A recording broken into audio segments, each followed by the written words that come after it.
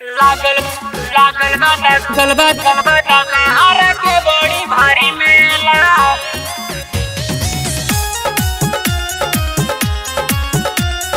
DJ विकास मटियार कला सीतामढ़ी।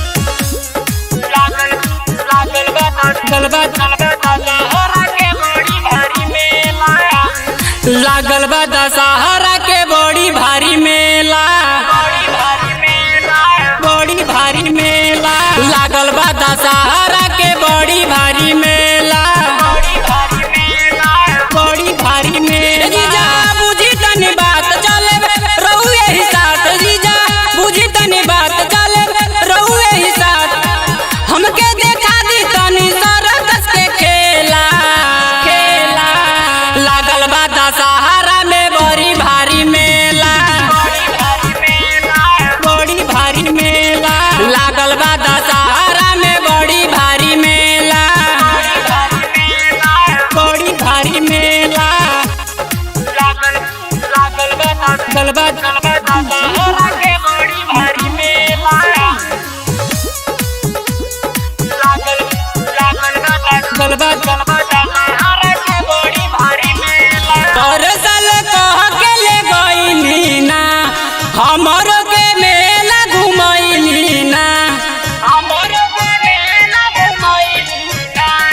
परसल कह के ले गइली ना हमरो के मेला घुमैली ना। झूठो के कैले बानी रहुओ झमेला। लागल बा दशहरा के बड़ी भारी मेला। बड़ी भारी मेला लागल बा दशहरा के बड़ी भारी मेला।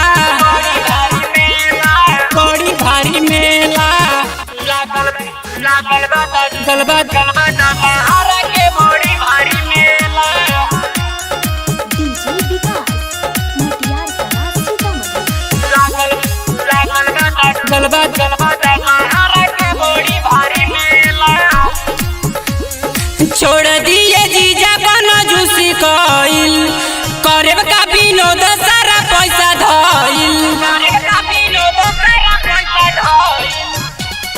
छोड़ दिए जीजा बन जूसी कइल करेब का विनोद सारा पैसा धइल।